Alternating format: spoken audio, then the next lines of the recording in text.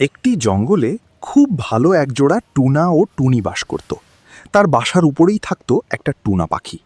Tuna পাখিটি ছিল খুবই বদমেজাজি। সে একা থাকতে খুব পছন্দ করত। তার বাসার নিচে টুনা টুনি থাকতো, তাই সে খুব রেগে থাকত। সবসময় টুনিকে অপমান করত আর বাজে কথা বলতো, আর টুনি খুব কান্না করত। এভাবেই দিন যেতে লাগে। একদিন টুনা একটা সাপকে বলে, এই শোন সাপ ভাই, তুমি কি জানো এই বাসায় কারা থাকে?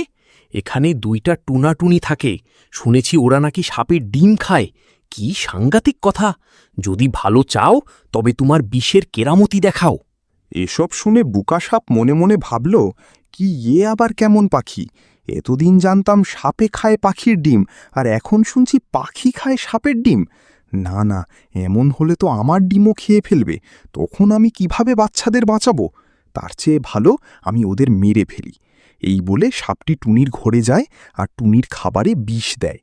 পরদিন টুনা টুনি খাবার খেয়ে মারা যায়।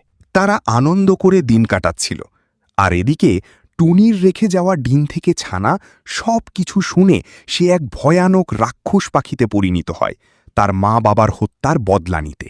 মা, তুমি কোনো চিন্তা করো না মা, আমি তোমার হত্যার প্রতিশোধ নিয়েই ছাড়বো।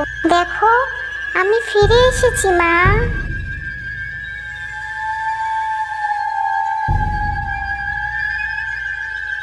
বাইরে আয় টুনি, আমরা বৃষ্টিতে ভিজবো, ভীষণ মজা হবে। না না, মা বলেছে আমি যেন বাইরে না যাই। আমার ভাই আছে এই ডিমে, কান্না করবে আমি চলে গেলে। মা বাইরে গেছে, ফিরে দেরি হবে। এখন আমি বাইরে যাব না। তোরা আমার মা বাবার খুনি, তাই না? এবার কে বাঁচাবে তোদেরকে? আমি খুব ভয়ানক ভাবে তোদের মৃত্যু উপহার দিব। তোদের ছানাকে কিছু করিনি আমি, কারণ ওর তো কোনো দোষ নেই। তোদেরকে মেরে আমি ওর দেখাশোনা করব। আমার ছানা আর আমি এসবের কিছুই জানি না।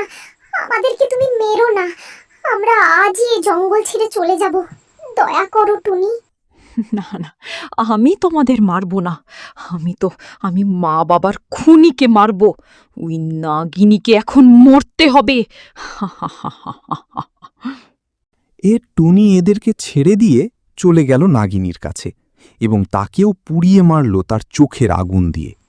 এভাবেই টুনির প্রতিশোধ সম্পন্ন হয়, আর টুনি সেই গাছটায় থাকতে শুরু করে যেখানে তার মা ও বাবা থাকত। আর টুনি সবাইকে নিয়ে সুখে শান্তিতে বসবাস করতে লাগল। আর সবশেষে একটা কথাই বলবো, ভালো কাজে ভালো ফল, আর খারাপ কাজে খারাপ ফল।